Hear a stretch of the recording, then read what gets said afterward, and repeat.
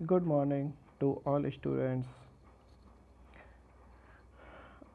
आज हम शिक्षा शास्त्र में वुड का घोषणा पत्र 1854 पढ़ेंगे।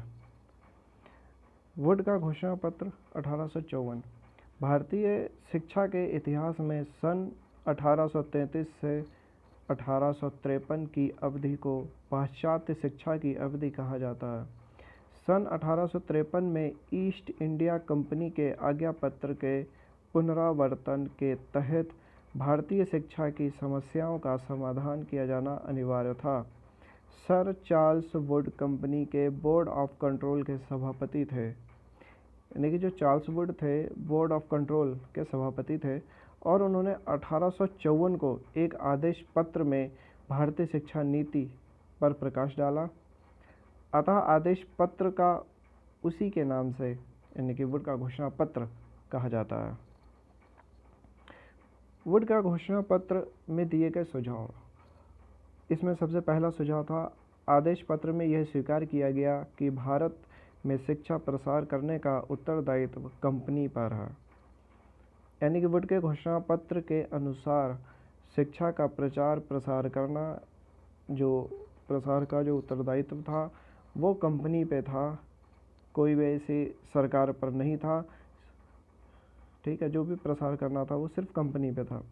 दूसरा था आदेश पत्र में भारतीयों की शिक्षा के 4 उद्देश्य निर्धारित किए गए थे।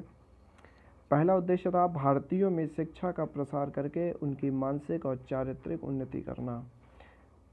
यानी कि उनका जो मानसिक और चरित्र है दोनों में उन्नति करना, उसका विकास करना। भारतीयों को पाश्चात्य ज्ञान से अवगत करा के उनकी भौतिक समृद्धि करना। भारतीयों को राजपदों के लिए सुयोग्य व्यक्ति बनाना। यानी कि भारतीयों को इस तरीके की शिक्षा दी जानी चाहिए जिससे वो जो राजपद होते हैं उनके योग्य वो बन सके और उनके कार्यभार को वो संभाल सकें। भारतीयों को अपने देश को समृद्ध बनाने में सहायता देना। यानी भारतीयों को इस ऐसी शिक्षा प्रदान की जाए जो अपने देश को वो समृद्ध बना सकें।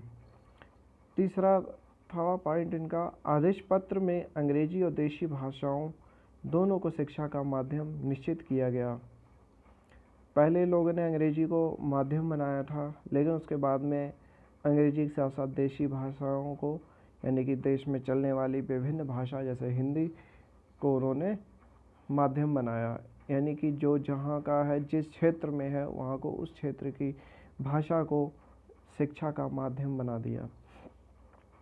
आदेश पत्र में भारतीयों को उच्च शिक्षा प्रदान के लिए मद्रास, बम्बई और कलकत्ता में विश्वविद्यालय स्थापित करने की आज्ञा दी गई।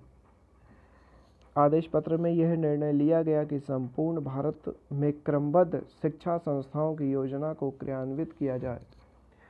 क्रमबद्ध शिक्षा संस्थाओं की योजना को क्रियान्वित किया जाए, इससे मतलब ये है कि पहले जो शिक्षा थी उस शिक्षा का कोई भी क्रम नहीं था, लेकिन इस आदेश पत्र के आने के बाद में उसमें एक क्रम बनाने को निर्धारित किया गया, क्रम को निर्धारित किया गया कि पहले प्राथमिक होगी, फिर उच्च प्राथमिक होगी, फिर माध्यमिक होगी, फिर उच्च माध्यमिक होगी। इस तरीके से उन्होंने उसके क्रम को बनाया और शिक्षा का प्रचार प्रसार किया।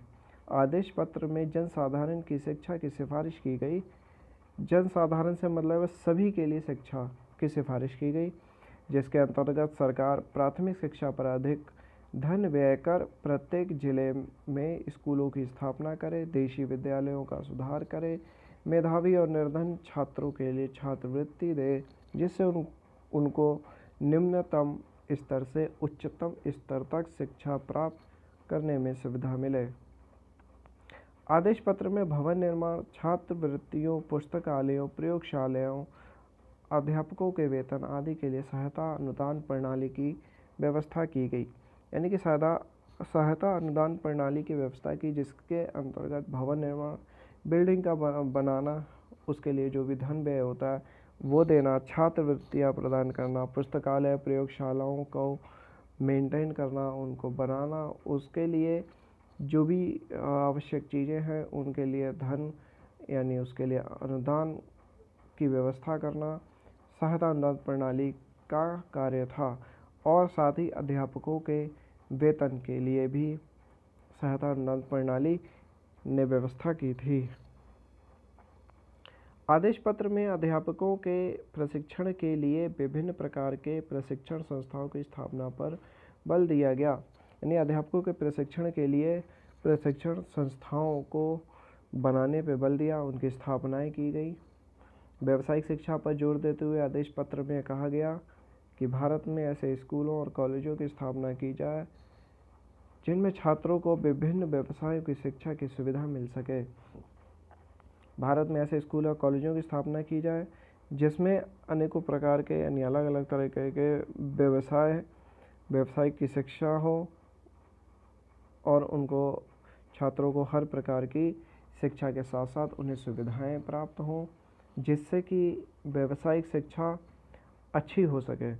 स्त्री शिक्षा एवं मुस्लिम शिक्षा को बढ़ावा देने के आदेश पत्र में सहायता अनुदान प्रणाली की व्यवस्था की गई। स्त्री शिक्षा और मुस्लिम शिक्षा को बढ़ावा दिया गया। आदेश पत्र में यह भी सिफारिश की गई कि प्राच्य साहित्य और देशी भाषाओं को प्रोत्साहित किया जाए। इसके अतिरिक्त पाश्चात्य विज्ञान एवं साहित्य की पुस्तकों का भारतीय भाषाओं में अनुवाद कराया जाए। यानी कि जो विज्ञान हमारा पाश्चात्य विज्ञान था और साहित्य की जितनी किताबें थी यानी पुस्तकें थी उनको भारतीय भाषाओं में अनुवाद करवाया जाए, इसके बारे में विचार किया गया। आदेश पत्र में इस बात पर बल दिया कि अंग्रेजी शिक्षा प्राप्त व्यक्तियों को सरकारी नौकरियां दी जाएं। यानी कि इनके जो घोषणा पत्र के अनुसार जो शिक्षा अंग्रेजी शिक्षा का जो उद्देश्य था वो यही था कि वो उनको सरकारी नौकरियां दी जाएं। यानी कि उनके अनुसार जो भी कंपनियां काम चल रही थी या जो भी उनके अनुसार जो विश्वविद्यालय चल रहे थे उनमें उन्हीं लोगों को काम दिया जाए जिनको अंग्रेजी भाषा का अच्छे से ज्ञान